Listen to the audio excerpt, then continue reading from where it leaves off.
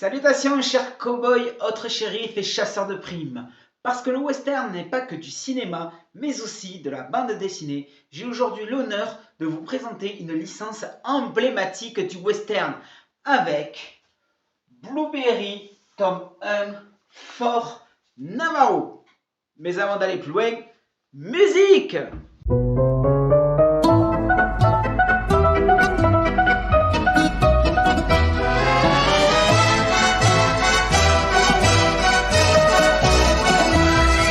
Emportés par la foule qui nous traîne, nous entraîne, écrasés l'un contre l'autre, nous ne formons qu'un seul corps. Et le flot sans effort nous pousse enchaîner l'un et l'autre, et nous laisse tous deux épanouis, enivrés et heureux. Entraînés par la foule qui s'élance et qui danse une folle farandole, nos deux mains restent soudées. Et parfois soulevés, nos deux corps enlacés s'envolent, et retombent tous deux épanouis, enivrés et heureux.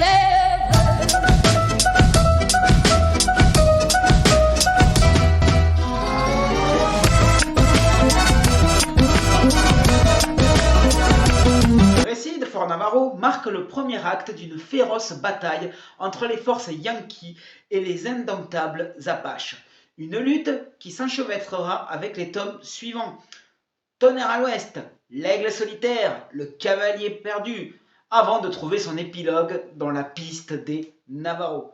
5 albums qui s'entrelacent pour former une seule et même épopée, dans une saga comptant plus de 50 tomes. Mais avant d'aller plus loin, qu'est-ce que la licence Blueberry? Le 30 octobre 1963, Pilote fait apparaître son 210e numéro avec l'annonce prometteuse d'une nouvelle série western intitulée Fort Navarro. Pour Jean-Michel Charrier, le papa et scénariste de cette licence, à qui l'on doit des BD comme La Patrouille des Castors ou encore Buck Danny, Blueberry devient le symbole d'un projet titanesque, une œuvre qui lui tient profondément à cœur. Méticuleusement préparé, chaque élément est soigneusement pensé et orchestré. Charlier se lance dans cette aventure avec une passion ardente, animée par la volonté de créer un personnage majeur, une franchise nouvelle et d'explorer un univers totalement inédit pour lui, mais aussi pour nous. Son ambition est de délivrer quelque chose de radicalement différent de ses œuvres précédentes. Blueberry incarne en quelque sorte l'œuvre de toute une vie, comme il a pu le suggérer au cours d'une interview où il déclarait « Dès le début, je savais exactement ce qui allait se passer d'un album à l'autre dans la vie de Blueberry. C'est ce qui en a fait une série particulière par rapport à mes autres séries. » Au début, Charlier avait une préférence pour Joseph Gillin, également connu sous le nom de JG, en tant qu'illustrateur de son travail pour son dessinateur. Cependant, son chemin croisa celui d'un jeune aspirant dans le domaine, Jean Giraud, surnommé aujourd'hui Moebius. Étant un débutant, Giraud avait à l'époque un désir ardent de se faire un nom dans la profession. La rencontre avec le célèbre scénariste, Charlier, représentait pour lui une opportunité sans pareille de briller et de marquer sa présence dans le monde de la bande dessinée.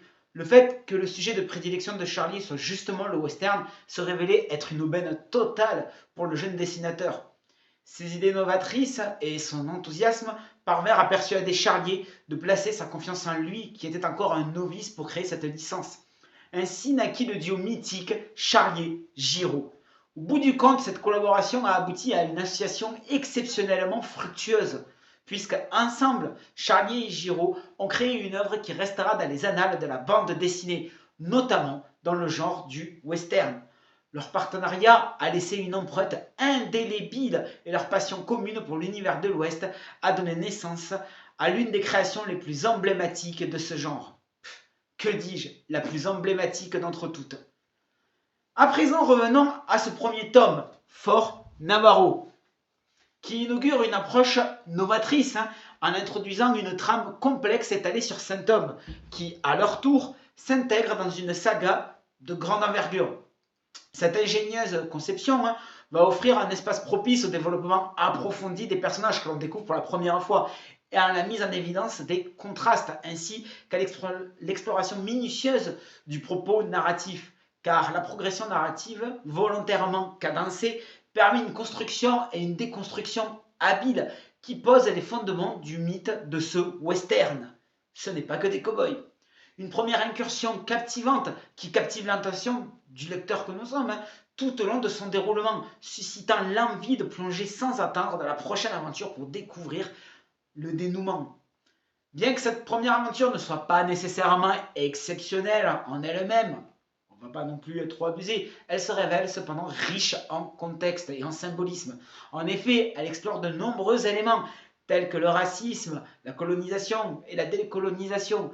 Elle ne se transforme à aucun moment en un éloge à la gloire américaine. Cette démarche de l'œuvre n'est pas uniquement liée à la mise en scène d'une intrigue captivante, mais constitue également une exploration profonde du genre qui déjà à l'époque se voulait étonnamment originale. Elle s'appuie sur une multitude de références qui vont être cinématographiques, historiques et littéraires, tout en étant enrichies par la perspective unique apportée par le duo Jean Giraud et Charlie. C'est ça qu'est Blueberry. Cela aboutit à la création d'une fresque d'envergure habilement documentée et intelligemment élaborée, bien que les dessins au niveau des visages sont encore loin d'être parfaits. La patte Charlier n'est pas encore là. Cependant, le récit est abondant en péripéties, offrant quelques scènes palpitantes de poursuites et de chevauchées à travers les confins de l'Arizona et du Nouveau-Mexique, qui sont plutôt bien dépeints. C'est au cours de ces moments que Blueberry déploie son ingéniosité et sa ruse pour déjouer une cavalerie indienne. Tout cela dans le but de sauver le lieutenant Craig. Cependant, l'action ne constitue pas le pilier central de cette première œuvre. En effet, sa construction scénaristique s'emploie à tisser une véritable trame à la manière Hitchcockienne. Une atmosphère anxiogène qui ne cesse de croître au fur et à mesure que l'intrigue atteint son apogée, marquée par une guerre qui est finalement inévitable, due à l'absurdité humaine et à son incapacité à communiquer, ce qui nous, en tant que lecteur, a tendance à nous frustrer et à nous énerver. C'est une tension continue qui, jusqu'au dénouement fataliste où les soldats du Fort Navarro se trouvent pris au piège par les Apaches, sans espoir de secours imminent, laisse un dénouement de Fort Navarro qui laisse les personnages dans une situation intenable, condamnés à mort, et qui va maintenir un suspense insoutenable pour nous, les lecteurs. Avec un tel final, on n'a envie que d'une chose, c'est se jeter sur le tome suivant. Car Fort Navarro aborde des personnages captivants. Et en tête de liste, on va trouver le fameux lieutenant Mike T. Blueberry. Bon, au début T, pour devenir ensuite S, pour Mike Steve Blueberry. Faute d'orthographe ou changement d'opinion, je vous laisse trouver la réponse, car moi-même je cherche encore.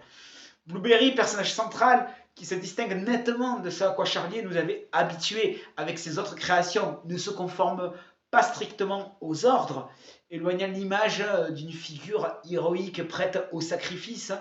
Au lieu de cela, il exploite son intelligence et son esprit espionné et désabusé. À l'origine, Blueberry s'est engagé volontairement à 17 ans en tant que simple clairon. Blessé à 2 reprises et cité 6 fois, il est un héros de la guerre de sécession, malgré son origine sudiste, issu d'une famille aisée de planteurs en Géorgie. Pourtant, il a été renié et déshérité par sa famille lorsqu'il a rejoint les Yankees, ne soutenant pas l'esclavage des Noirs. Blueberry est un héros atypique, menteur et tricheur, doté d'un esprit cartésien, mais également juste. Il se montre prêt à défendre les plus vulnérables, tant que la cause n'est pas perdue d'avance, car pour ce qui est du sacrifice, je ne vais pas mourir pour rien. Cela, c'est plutôt bien trouvé. Giraud esquisse des premiers traits de Blueberry en s'inspirant de nul autre que Jean-Paul Belmondo, et avec son accord en plus, qu'il considère correspondre parfaitement à la vision à la fois dure et ironique suggérée par Charlier. Et ça le fait trop bien. Il est d'ailleurs curieux de constater que Jean-Paul Belmondo a été une source d'inspiration pour finalement de grands dessinateurs, mais comme en témoigne également sa muse, Bucci Terasawa, dans la célèbre série Cobra's Space Pirate, qui n'est pas à présenter non plus. On découvre également le lieutenant Craig, tout juste sorti de West Point, fils du général Craig, responsable de la chute de Blueberry et de son affectation à Fort Navarro. Soldat courageux, animé d'un grand sens de l'honneur, il incarne davantage la figure héroïque conventionnelle qui, pendant quelques pages, nous laisse croire qu'il est le véritable protagoniste de cette bande dessinée. En d'autres termes, le fameux Blueberry. La première fois que j'ai eu l'occasion de le lire, je pensais que c'était lui, Blueberry. Et en fait, non, pas du tout. Ce manque d'expérience sur le terrain va d'ailleurs hériter le vrai Blueberry en raison des prises de risques inutiles de Craig, dues à une prétendue promesse faite à un homme mourant. Le premier face-à-face entre les deux lieutenants survient lors d'une partie de poker truquée que je trouve plutôt bien fichue et amusante, au cours de laquelle Blueberry se retrouve confronté à son premier adversaire, Butch Moran, qui va exploser aussitôt. Parmi les personnages d'importance, on va retrouver également le major Bascom, commandant adjoint à Fort Navarro, qui se démarque en tant que militaire impulsif aux idées étroites. C'est un gros raciste doté d'une étroitesse d'esprit qui va aggraver considérablement la situation en mettant fin à la paix chèrement acquise entre les Yankees et les Apaches. Une guerre qui déjà a fait couler beaucoup de sang. D'autres personnages, bien que moins centraux pour ce premier volume, je tiens bien à le préciser, apparaissent et sont tout aussi intrigants. Parmi eux, en premier lieu, vient Crow, l'éclaireur métis né d'une mère indienne et d'un père américain. Et ce qui est intéressant avec lui, c'est qu'il est tiraillé entre la confrontation de ces deux cultures. On va retrouver également le chef Apache historique, Cochise, qui joue également un rôle important, de même que le juste colonel Dixon et sa fille Muriel, accompagnée de sa tante. Une belle promesse de personnage. En conclusion, Blueberry Fort Navarro, issu de la fructueuse collaboration entre Charlier et Giraud, marque le premier opus d'une immense saga située dans l'univers du Far West qui, à mes yeux, est LA référence ultime en matière de bande dessinée de western. Peu importe le pays. Cette première aventure teintée de suspense pose solidement les fondements de l'univers de Blueberry et aboutit à un climat tendu et captivant. Un début mais prometteur qui suscite indubitablement le désir de se plonger davantage dans cette aventure. C'est exceptionnel. Sur ce, amis cowboys, merci de m'avoir écouté et à la prochaine. Ciao!